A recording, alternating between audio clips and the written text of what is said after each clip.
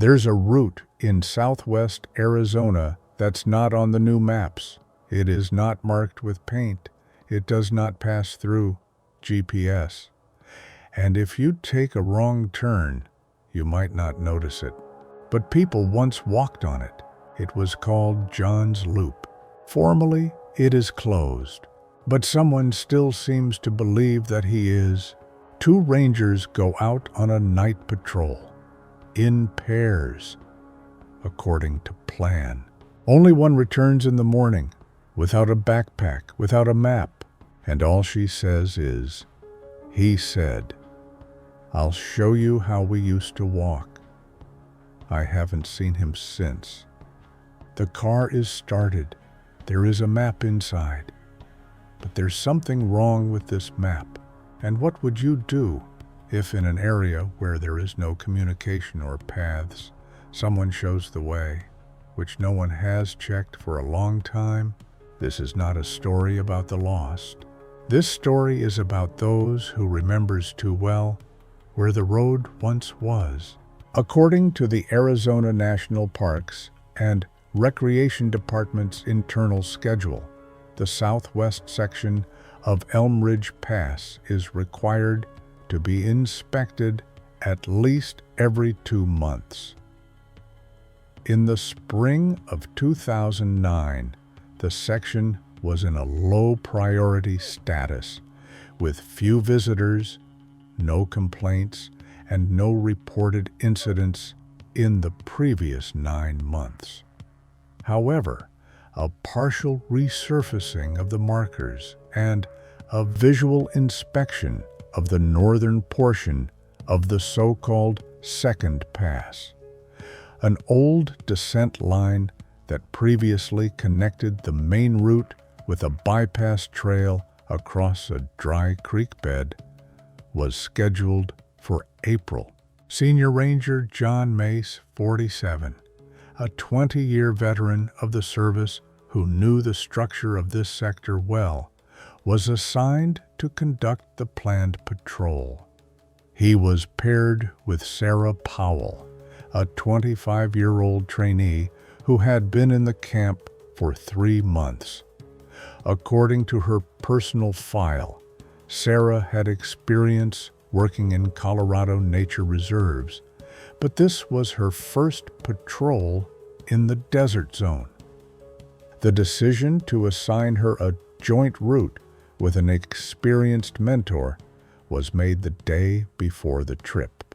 The route log for April 6th states, southwest contour to the second mark, without entering the main zone. Objective, to verify markings and have access around the riverbed. Start, 1700 hours. Exit from the northern parking lot. Expected return before 2300 hours. Signed, J. Mace S. Powell. Confirmed by Shift Coordinator K. Andrews.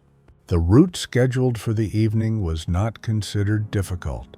It was about 4 miles one way, with a gradual climb, 2 stopping points, and an old section of service line known to the staff as the second pass.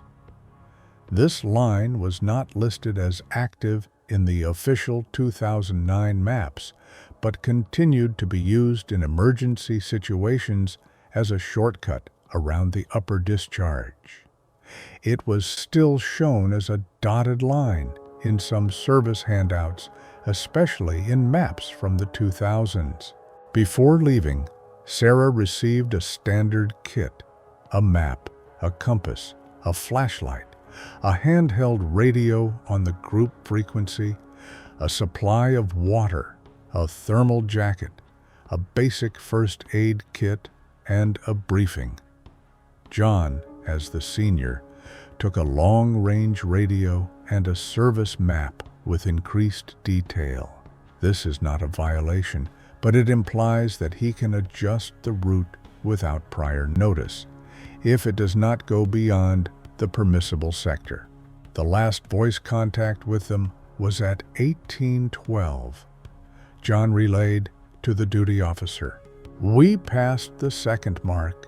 Everything is in place. The weather is stable. Let's go a little further and see if the slope has shifted." After this, the connection was no longer maintained. There was no response at the base. This had happened before. The area was difficult to get a reliable signal from, especially closer to the slopes. The return was expected by midnight, but the duty officer gave permission until 0:30. When no one came into contact at 0:50, the first attempt was made to call on both channels. There was no response. The second call at 1:10 also went unanswered. No patrol was sent to the base. They decided to wait until the morning. At 6:40 the next morning, Sarah Powell returns from the north along the main route. Visually, tired, not injured, but without equipment. She's wearing only a jacket, no radio, no backpack. According to the official protocol, she was isolated and questioned in the presence of the coordinator and a medic. The first phrase she uttered was, "He said he would show me a shortcut." Then I didn't see him. In her testimony, she stated, after stopping at the second mark, John suggested checking the cut along the old line. He left the trail, saying that it's not far, and if the line holds, he'll show you how to get around it faster. He did not provide coordinates, route directions, or maps. She stayed to wait. After 2 hours, I started calling. There was no answer. When it got dark, she decided not to go looking and to stay where she was. In the morning, without waiting, I went back along the main route. The psychologist recorded signs of anxiety and a narrowed focus of attention, but not a state of shock. Sarah was able to give coherent answers, although she was confused about the details of the route. She could not pinpoint the point where John turned off the trail. She also could not explain where she left her backpack and radio. She answered all questions about John in the same way. He said, "I'll show you now," and he went down.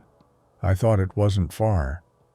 35 minutes after her return, Patrolman Tom Lowell finds the squad car parked in the southwest lot, running headlights on. On the front seat, there is a map rolled up into a roll with the following written in pen: "Second passage through the left discharge." Names in the journal: John Mace, Sarah Powell. Release date: Monday, April 6th, 1700 hours. At the base, there is not a single confirmed signal from John. The next contact will be in 5 days, but it won't be on the radio anymore. Sarah Powell's evidence was recorded twice, verbally immediately after returning to base, and again in writing later that day, after a medical examination. In both cases, she claimed that the initiative to turn off the main route came from John. According to her, after reaching the second mark at about 7 p.m., he said that a ridge line would save time, and that he had made it myself before. The official route, approved in the journal, did not include such a turn. Sarah said that she was not aware of the existence of an alternative line. However, she emphasized that John acted confidently, said that the path was the same, and that it should be passable even now. When the camp coordinator asked Sarah if this line was marked on her map. Sarah replied, "No, but he had another one. I didn't even look. He said, 'We'll check and come back if anything happens.'" The problem was that all the maps issued for April were from the latest update, without the secondary bypass, with service lines archived since the mid-2000s removed. The updated list of approved schemes did not mention a left drop or a side bypass from the second mark. So the route Sarah said John was planning to take was not included in any current operational scheme. When interviewed again, Sarah described the situation as follows. "When we stopped at the second mark, he started looking at the stone as if he was looking for something. Then he said, 'If the old line remains, we don't have to go along the upper loop.' I asked how official it was. He answered, 'Officially until 2000. Then he said, 'Wait here. I'll check the drop. I'll come back and we'll go along it. If not, back up.'" According to her, he took a radio, a map, and a light with him. He kept his backpack. She stayed to wait on the trail. The turning point itself is not marked. Sarah could not indicate the exact location, either from memory or from satellite images. Presumably, they were talking about the area between the second mark and the old subsided shaft, where an unofficial line along the left discharge, taken out of use in the mid-2000s, actually used to pass. After about 30 to 40 minutes, she said, she began calling him on the radio. There was no answer. After a while, again, the call sign was silent. She waited until darkness fell. Communication was not resumed. With limited visibility, no leader, no coordinates, and no physical certainty of direction, she remained where she was. At night, according to her, she did not move anywhere. She took a stationary position under a canopy near the slope, covered herself with a jacket. She turned on the radio at intervals. At dawn, she decided not to continue the search, but to go out onto the main trail, using a compass as a guide. She reached the base at 6:40 in the morning, without a backpack and without a personal radio. She explained, "I took off my backpack when I sat down to wait. Then I couldn't find it when it got light. Maybe it had moved during the night. I didn't look for long. I decided to go light. I had to go out anyway." The group coordinator recorded, "Stable condition, motor activity is not impaired. Response logic is preserved. Increased anxiety, but without signs of disorientation. The medic confirmed the absence of injuries, signs of dehydration and hypothermia. The probable duration of her stay outside the base is about 12 hours. Immediately after the report of her return, the first detour was organized. The perimeter was combed within a radius of 1.5 miles from the second mark. For the first day, 0 signals, 0 visual confirmations, 0 deviations from the route. No debris, no fabric, no signs of a fire or rest. In the area of the supposed detour, the soil is loose, but not dusty. No traces of displacement. No falls were found. On the second day, closer to lunch, the patrol finds a service SUV left running on the edge of the site. Inside is a folded map with a handwritten note. Second passage, through the left discharge. Headlights on. Machine not in parking lot. Checking the archive shows that the card is not from the current set. This is a test release with an archived technical routing layer, previously used for educational purposes and decommissioned in 2006. The suspicion grows. If John used this particular card, it means he was deliberately operating with data that should not have been used in his work. But then the question arises, where did he get it? And if the route was familiar to him, why didn't he return?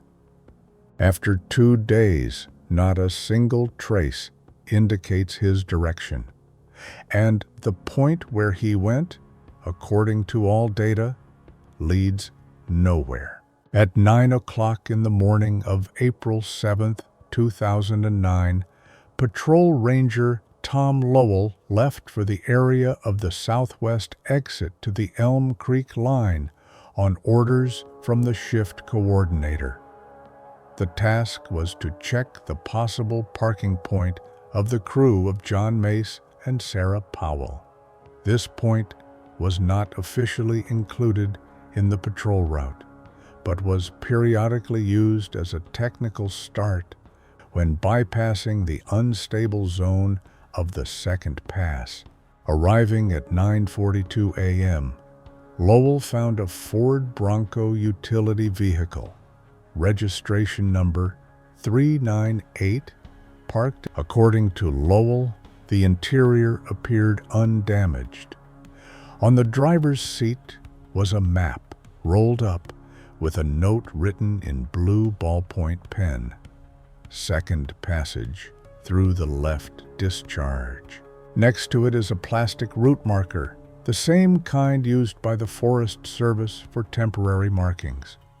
On the back are embossed old initials, FP6, a coding format not used since 2005. This caused the first official discrepancy. No such tags with this index were listed as part of the current routes. In the trunk of the car were 2 sets of thermal jackets, a supply of water, a first aid kit, a folding rope, a fuel canister, a standard repair kit, and an empty plastic folder. There was no documentation for the route. There was no telephone. No radios were found during the inspection of the car either. The investigation team, which arrived at 11:30, conducted a preliminary examination. No traces of struggle, vandalism, or unauthorized entry were found. Fingerprints on the steering wheel, door, map belong to John Mace. On the floor, there is a trace of dry earth pressed in by the sole of a service boot. On the rug, there is a lump of dry moss, probably transferred from a shoe. The engine was turned off at 11:46. During this time, according to the technician's calculations, it had been running for at least 10 hours. This was confirmed by the fuel level and engine temperature. Thus, the car was abandoned on the night of the 6th to the 7th of April, approximately between 22 and midnight, and remained running until the patrol arrived. The fact that the car was left running and with the headlights on gave rise to a separate entry in the report. Such behavior is not typical for officers familiar with on-site procedures. If there is no signal on the radio, the car should be turned off. If the officer leaves the car in an emergency, the headlights remain off. The map also attracted attention. When it was submitted for analysis, it turned out this is not a map of the current service kit. The paper is thicker, the font is the same format, does not correspond to the circulation, after the year 2000. In the lower corner, the erased inscription, Internal Use. Routing layer includes a closed line along the left fault. The map is identified as one of the intermediate editions of Forest Service cartography, dating from 2004 to 2006. It is listed in the database as for test verification in archival conditions, is not to be used in field surveys, and should have been destroyed or returned to the archive. Cartographic Archive specialists confirmed that since the beginning of 2008, such maps have not been issued to any active employee of the service. However, earlier they could have been in the possession of senior rangers who were engaged in relaying lines or participating in the reconstruction of routes. The investigation recorded that John Mace did have access to such materials in the early 2000s. He was involved in updating the maps for the southwestern sector and could have had a personal copy of the map unofficially kept for himself. There is no official answer to the question of why he took this particular card, bypassing it. But a combination of factors: personal signature, landmark second pass, presence of the old tag, the engine is on, unfinished route registration, presumably indicates that he was preparing to use a line long closed to official passage. The only question that remained was, why did he leave the car running? Was this an emergency, signal, error, or did he not plan to leave for long? The search party expanded the perimeter. The dump site was examined for signs of downward movement. On the first day, there were no results, but on the evening of the second day, a trace was discovered on the scree, visually corresponding to a single movement downwards, along a route that is not marked in any current map. That's where John Mace headed, voluntarily. No signal, and along a line that no one else used.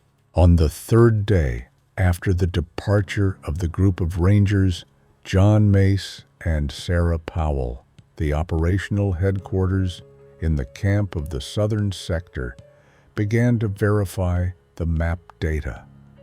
The reason was the discovery of a map in the service SUV, a copy that was not listed in the current official set.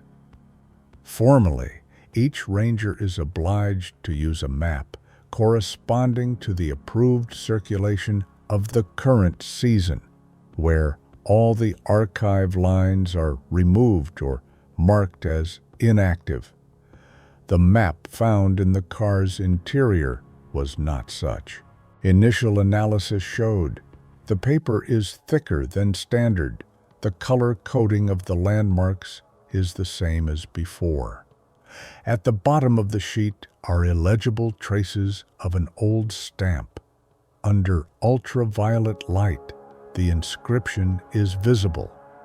Preliminary edition, Sporty, line FP6, Southwest Technical Sector.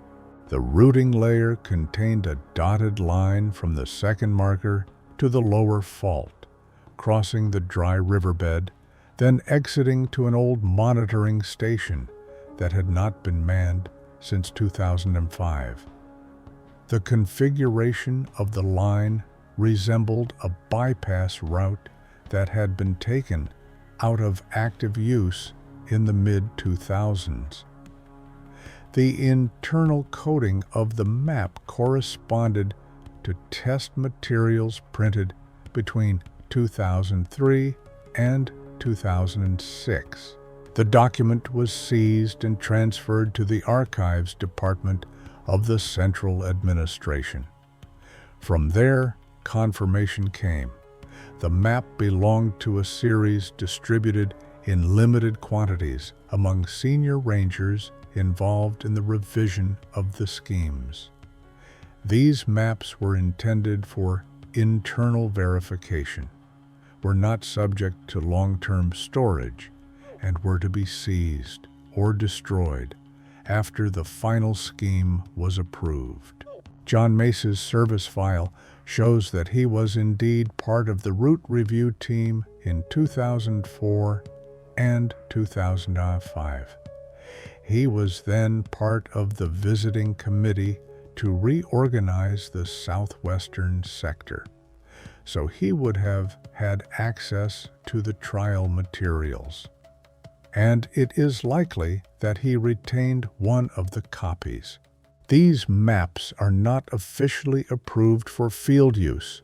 They are not synchronized with current safety protocols and do not take into account updated data on soil instability, landslides, shifts, and deactivated areas. On the map found in the car, the old route was marked by hand. Line FP6, running along the southern fault, is circled in blue marker. It is written next to it. Check the passage below. If it holds, check the stream's landmarks. This raised new questions. When exactly did he decide to check this line? Did he discuss this with any of his colleagues? Did he plan to use the standard route at all? Sarah Powell's interrogation provided only a partial picture. She stressed that she had no access to the map and that all her actions were coordinated with John. She was unaware that the route they took did not exist on the official map. The camp's operational log records. The employee showed no signs of independent deviation from the route. All instructions came from the senior ranger. At the time of entering the irrelevant line, she did not realize that the route was not approved. No misleading marks were found in the field. However, in the area that John was supposedly going to pass, traces of old markings were indeed preserved. On one of the rocks, searchers found a metal pin with paint residue matching the color of the markings used before 2000. This strengthened the version that part of the physical structure of the route had been preserved and could mislead even an experienced employee. Or, on the contrary, it could have been used intentionally.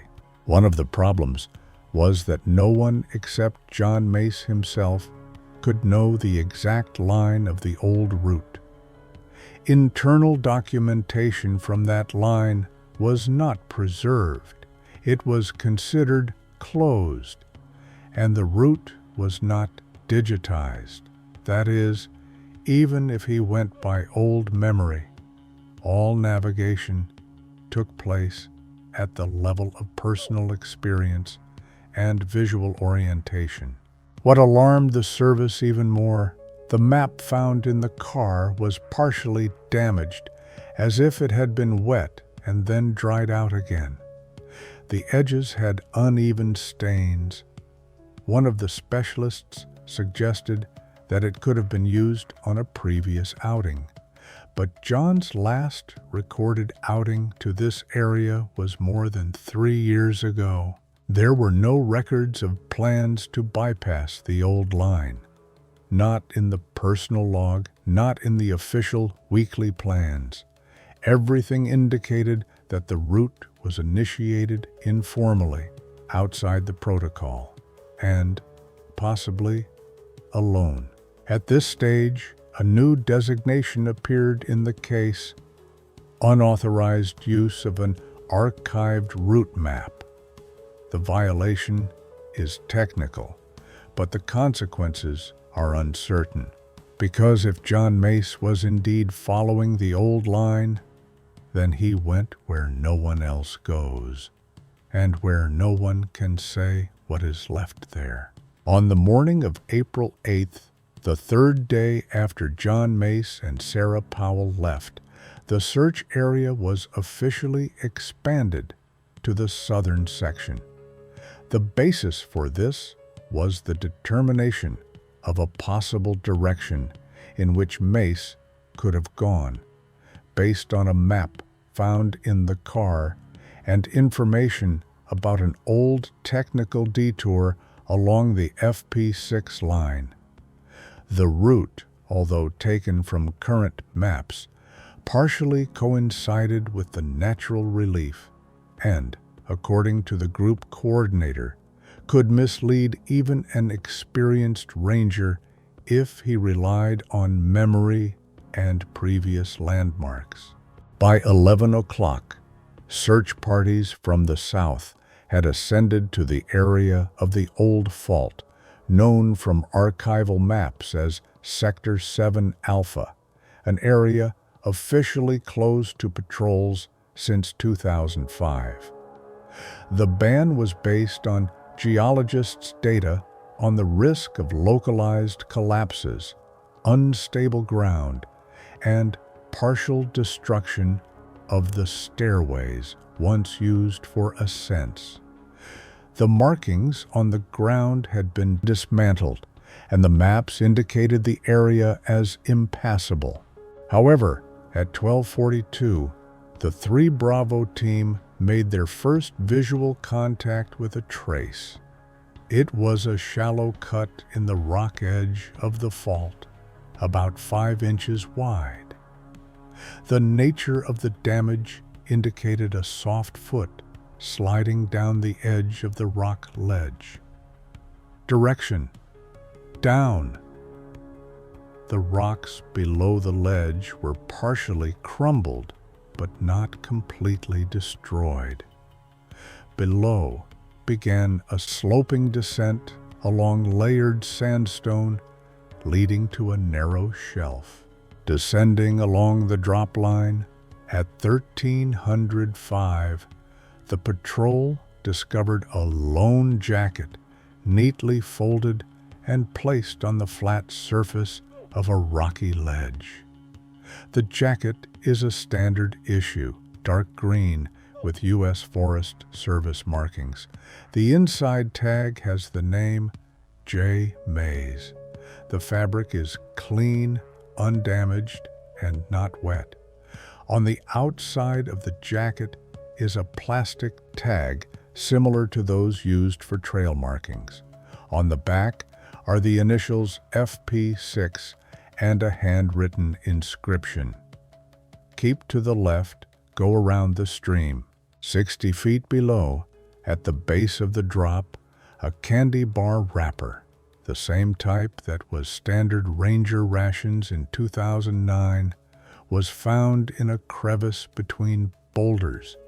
It was untouched and folded, indicating that the debris may have been intentional rather than accidental. A survey of the surrounding area revealed there are no traces of the fall. Slippage is minimal. No traces of dragging found. Prints are blurred, but present on 2 sections of the shelf. At the edge of the rock massif, 20 feet from the jacket, a depressed footprint was visually recorded. Direction: south, towards the supposed old passage. The size of the footprint matched the data on John Mace's equipment. The group commander noted in the journal, apparently, the man descended the discharge consciously, didn't break, didn't fall, stopped, partially undressed, marked the direction, and left. Based on the evidence found, the following decision was made. expand the search along the supposed line of the old passage, activate parallel bypass along the streamline, involve a senior specialist in archival schemes to verify the FP6 map.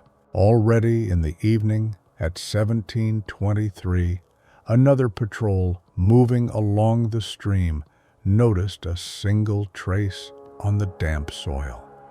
It was a chain of 3 clear depressions leading downwards.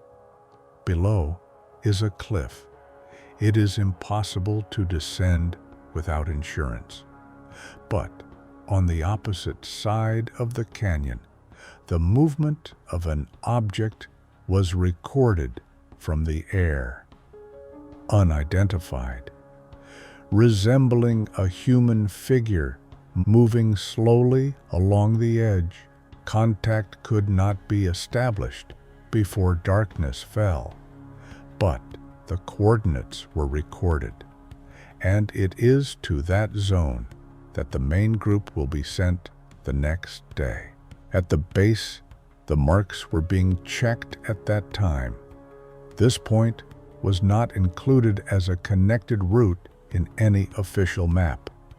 It lay between the lines, in a blind zone formed by old relief structures that had already been excluded from the new versions of the maps. In the archives, they found a mention. Passage through the left ridge is not recommended, but possible via the internal mark if the marking holds. The entry was dated Spring 2003. The author's name is not specified, but the handwriting on the fragment visually matches that on the tag found on the jacket. On the third day, it became clear that John Mace had not simply deviated. He was moving along the line he had helped to lay 15 years earlier, but no one could say why he returned there now. And what exactly did he hope to find there? On April 9th at 7:38 a.m., an aerial surveillance team recorded the movement of a single object in the area of the intersection of an old drainage channel and a rock corridor designated in the archival maps as Sector 510 Alpha. This was an area not included in the current patrol routes and not designated in any of the current topographic maps since 2005. The relief is unstable. The soil is loose with partial subsidence covered with patches of bushes and rock fragments. According to the observer, the figure moved slowly and unevenly, visually determined from the air. A man in a service jacket without a hat, empty-handed, no backpack. The man does not give signals, does not react to the helicopter's flight, does not look up. Moves along the stream, looping, as if without a clear direction. 47 minutes later, the ground team reaches the visual contact point. At 9:05, the subject is spotted. John Mace, a service ranger, confirmed by appearance and the tag on the inside of his jacket. He stands leaning against a rock. He looks exhausted, pale, his face is wind-blown. On his feet are standard boots. The laces are unfastened. The soles are dirty with lime dust. The shirt under the jacket is wet with sweat. Eyes are open. Reaction to approach is minimal. When asked about his condition, he answers in monosyllables, "Fine." When asked where the backpack is, "Don't know." When asked where he was, "I was walking along the line. I knew her." The rescue team assesses his condition as stable, but with signs of mental disorientation. He does not resist, but does not ask questions, allows himself to be examined, answers slowly, without expressing emotions. There are minor abrasions on the skin, but no serious injuries. Body temperature is low, pulse is rapid, blood pressure is low. There is no water with him, food is absent.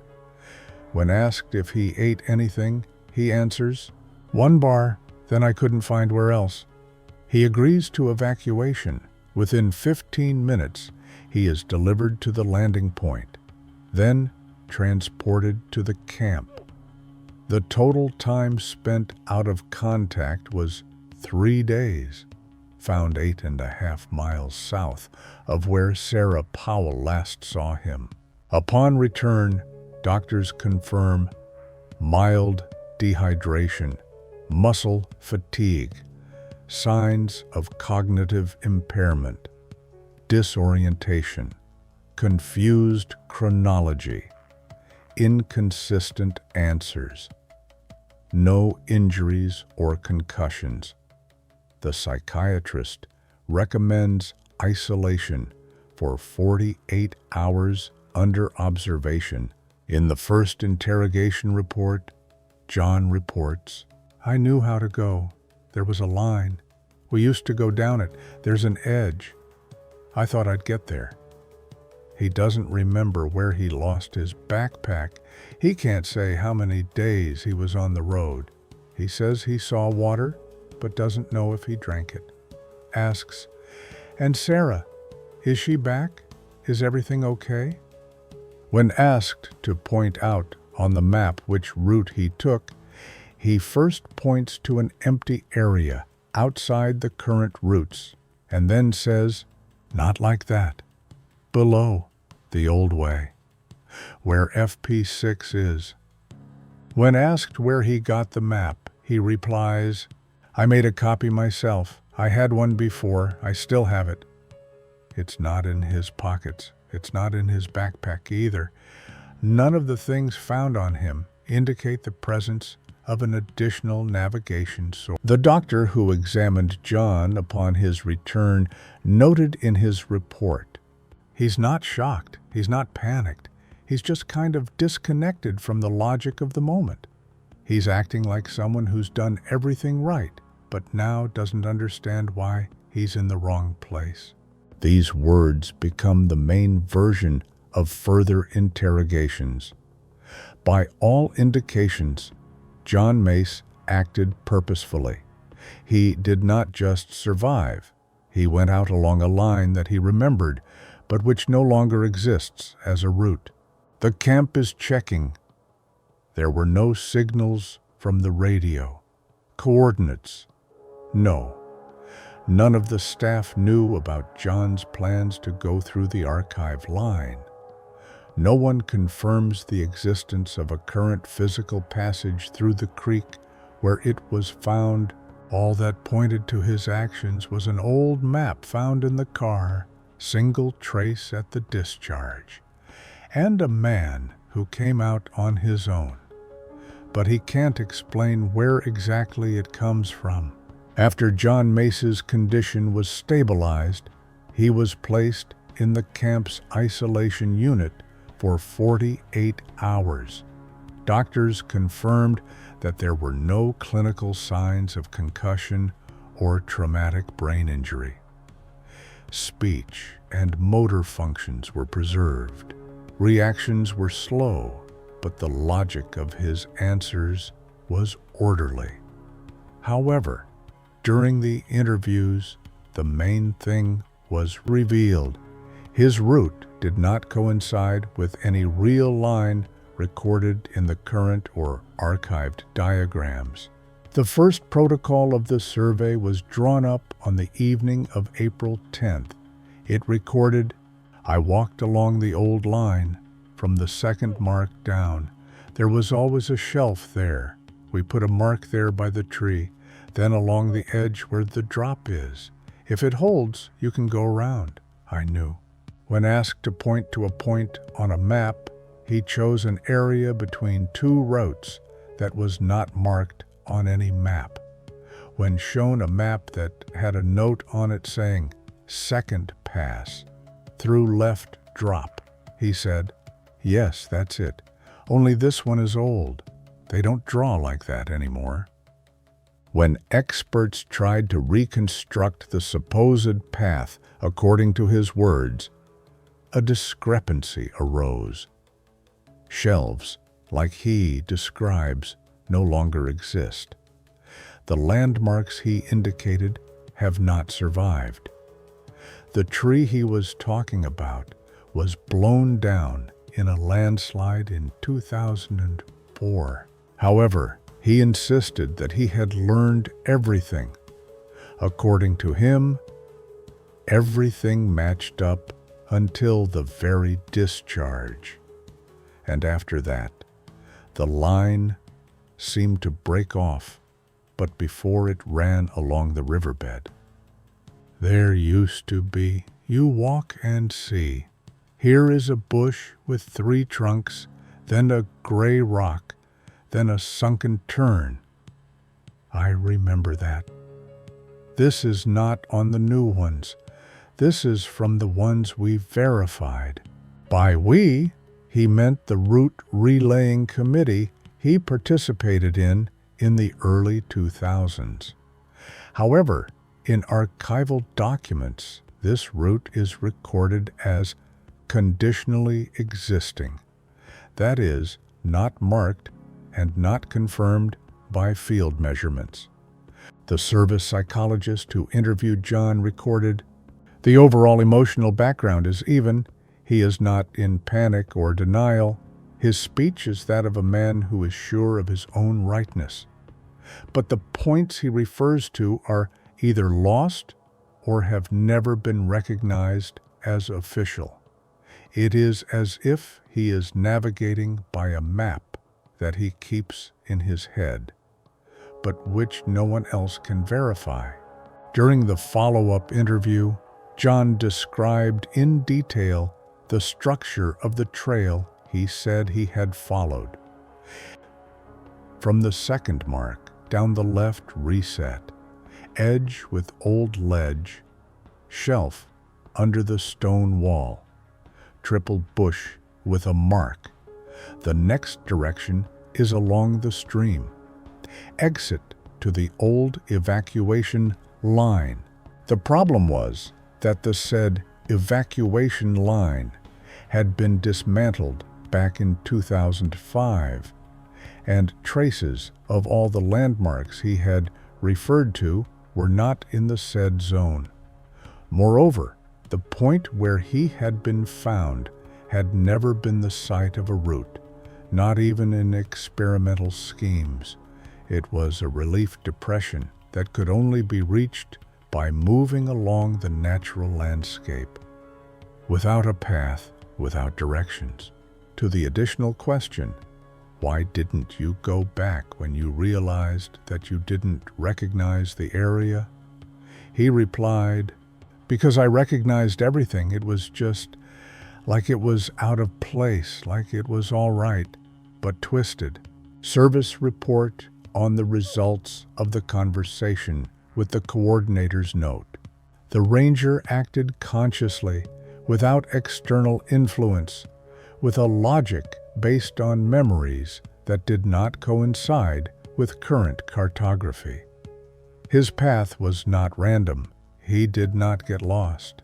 He walked because he believed in the existence of the route. The psychologist clarified that John's speech does not contain elements of fiction or fantasy thinking. His memories are linear, calm, without emotional outbursts.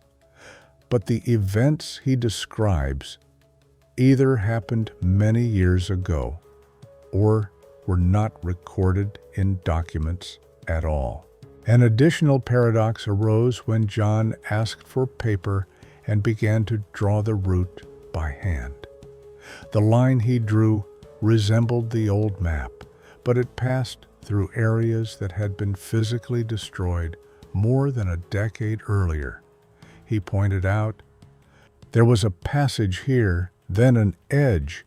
Here are bushes, then a turn and down the line. You could always go there." When he was shown a photo of this zone in its current state, with landslides, collapses, and ruptures, he looked silently. Then he said, "No, it was different there before." The security service concluded that John Mace was probably moving based on visual memory, relying on an idea of a route that no longer exists. But that was the main question.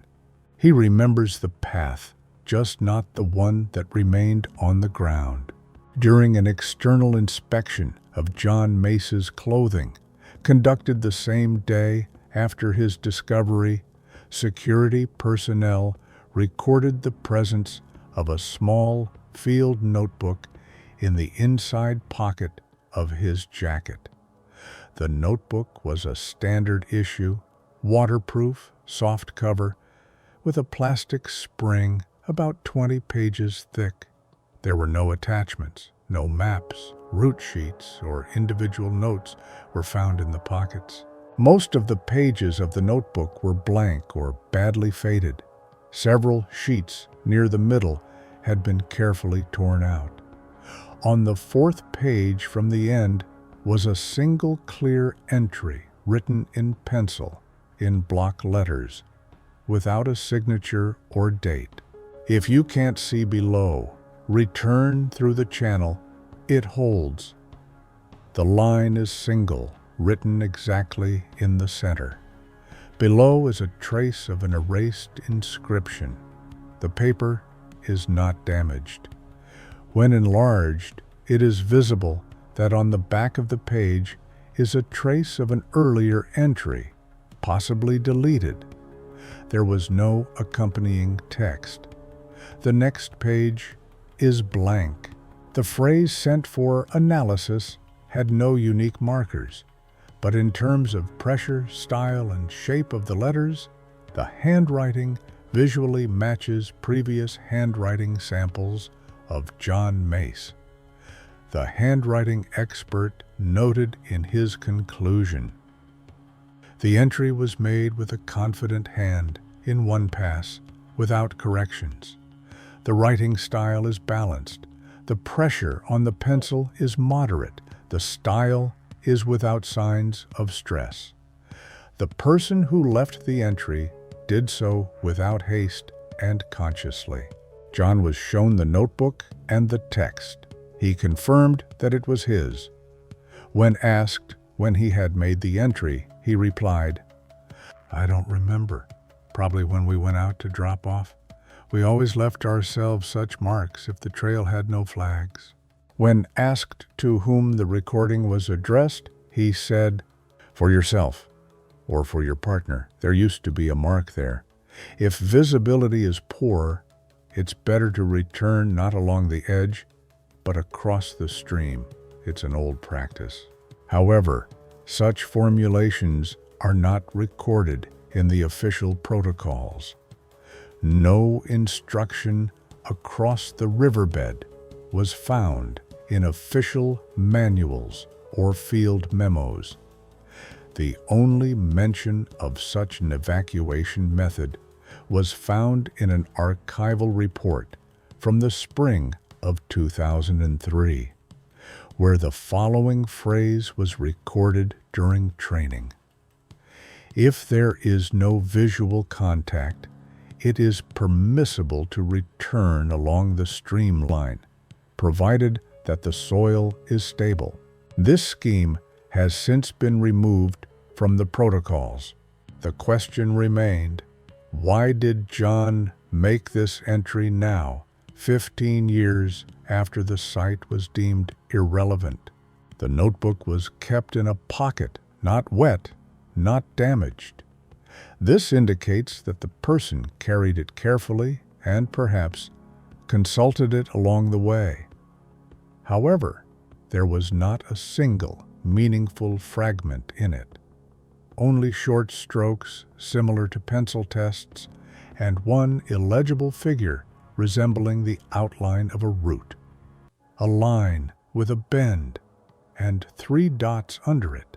Whether this was an attempt to reconstruct the diagram from memory is unclear. When asked about these dots, John shrugged. Maybe these are landmarks, where there was a bush and a bend I sometimes drew for myself to remember. He had already mentioned the inflection point earlier, but such an object was not recorded either in the current area or in the archive tracing. In satellite images of recent years, in the specified area, there is an empty slope with a gap, partially overgrown with bushes. Important point, the notebook was not registered in the last inventory of equipment. It was not listed in the issue or in the description of the kit that John received before going out. That is, with a high probability, the notebook was personal, not official, and could have been used by him long before this round. One of the rangers on duty who had worked with him previously on an anonymous basis reported, John always had his own schemes. He remembered a lot, made notes, especially on old points. He said, "If everything is closed, at least I will remember where everything was." It was not a violation, it was just his way of thinking. Old style. So, the discovery of the notebook added only one more tension to the picture. He didn't get lost by accident, didn't get lost due to ignorance. He followed the route he believed in, even if this route existed only in his memory and on one line in pencil, no date, no mark, but with precise logic. Based on this fragment, the service psychologist makes a brief conclusion. For him, this path was real, and it was he who was the support when everything else no longer mattered. 7 days after setting out on the trail, Ranger John Mace returned to the inpatient unit at the South Camp under medical and psychological observation. He's not broken, he's not delirious, he's not post-traumatic, he's just cut off from current logic. All medical indicators were within the norm. Body temperature is low, but not critical. Dehydration, mild. Blood pressure, stabilized after 6 hours. Brain activity, no abnormalities. Physical endurance, preserved. Reactions to commands and touches, without delay. That is, he did not fall. He did not wander around. He did not lose consciousness. He walked. No external injuries, no chaos in actions, no attempts to attract attention. And this means only one thing. He left consciously. The investigation committee, which completed its internal review 9 days after the incident, found no direct violations in Sarah Powell's actions. Her actions were deemed rational given the lack of communication and the loss of her partner. She remained on duty, but was temporarily suspended from patrol. Her final sentence in the report: "I didn't know where he was going. He seemed calm. He didn't do anything strange. He just said, 'Wait here,' and he went." When asked whether this was a route based on memory or a spontaneous decision, the investigation gave an intermediate answer. John Mace moved according to a logic known only to him. He knew the area. He was involved in developing routes in the 2000s. He kept a map that had long since been written off. He wrote down a phrase in his notebook that was nowhere to be found. He has reached a point from which there is no direct return. And he came out himself. When asked in the final interrogation what happened, he replied, "I just decided to go through. There was always a way around. I didn't think it would be a problem." When asked for clarification, "Why didn't you tell me the route to the base?" he said, "I didn't think it was important. Everything is clear there." For him, it's clear.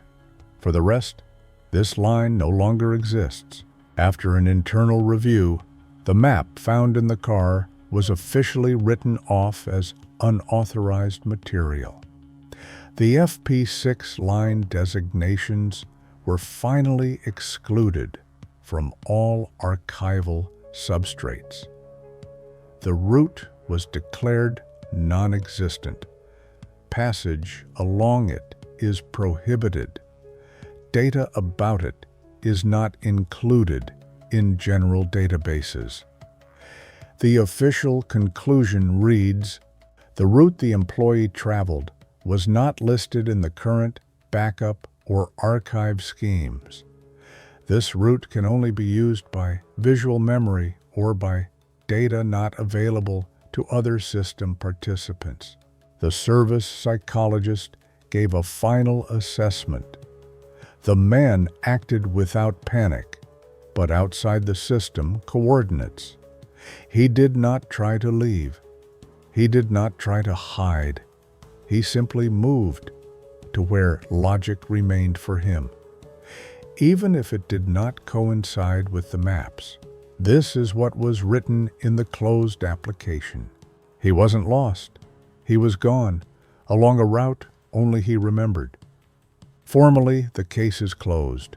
John Mace is alive, recovered, temporarily transferred to administrative work. But on his report on the tour, which was never submitted on time, there remained one line written by hand, unsigned, no date, in gray pen at the bottom. "If it holds, I'll show you how we used to walk." So that's the story. These were all the official pieces of evidence listed in the case. If you've ever experienced something similar, on a hike, on a trail, out in the woods, share it in the comments. Maybe not with you, but with someone you knew. Sometimes small details can open up something bigger. And if this story stuck with you, save the video. Add it to a playlist. Come back to it later. Sometimes the full picture only makes sense the second or third time. And if you feel like someone's hiding something here, say it. Cases like this often stay alive only because someone refuses to forget.